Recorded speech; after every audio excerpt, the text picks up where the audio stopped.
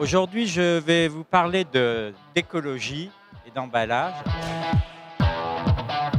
de recyclage, de réutilisation.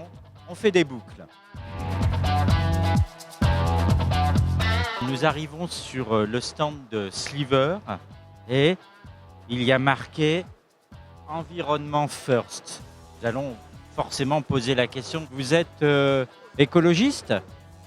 Écoutez, on ne dévoile jamais ses convictions personnelles. Une bouteille doit refaire une bouteille de demain. On n'a pas forcément envie de la jeter parce que elle est belle en elle-même. En plus, elle est 100% recyclable complètement. Donc on est vraiment là pour le coup. On recycle, on peut réutiliser et on fait des boucles. Exactement. Je l'arrose celle-ci parce qu'elle semble en avoir vraiment besoin. Je vois que vous avez des étiquettes vertes, un petit emballage vert, une grenouille. Ça veut dire que vous faites des machines écologiques ? Tout à fait, des machines écologiques, oui, absolument. Quelqu'un qui a été primé aux Innovation Awards. Il n'y a pas longtemps, j'ai reçu un téléphone portable dans un gros colis. Il y avait que du vide. C'est une problématique que nos clients ont et nous essayons ensemble de trouver des solutions pour optimiser justement cette problématique. Bien que quelqu'un le fasse. Novateur vers emballage avec des petites flèches et des boucles. Là, je pense qu'on est quelque part où on se préoccupe de l'environnement. Qu'est-ce que vous faites ?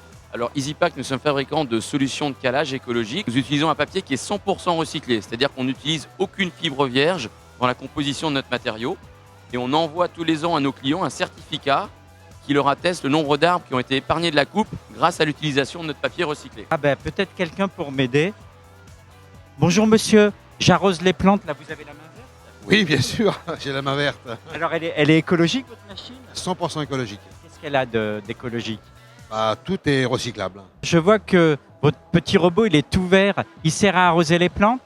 Oui, c'est ça, bien entendu. Elle sert à arroser les plantes et à faire plein d'autres choses également. Hein.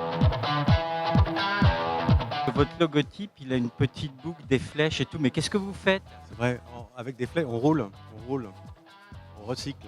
Tournez en rond ? Oui, mais c'est normal. Le plastique passe au vert, ça veut dire qu'il va voter écolo ? Non, il va pas forcément. Si, il va voter écolo. L'emballage en plastique pour conditionner une pomme bio, c'est pas un petit peu bizarre ?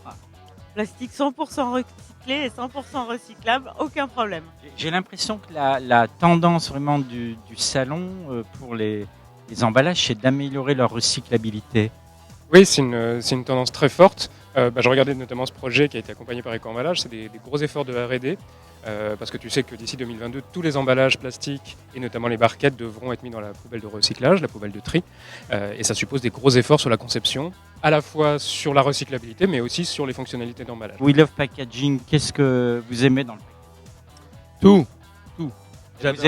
Vous aimez surtout qu'il soit, j'espère, recyclable, réutilisable, qu'il fasse des boucles. Il n'y a rien à acheter dans le packaging. En fait, le packaging, on peut le réutiliser. La matière est réutilisable, recyclable, il n'y a aucun souci. We Love Packaging, parce qu'il n'y a rien acheté dans le packaging.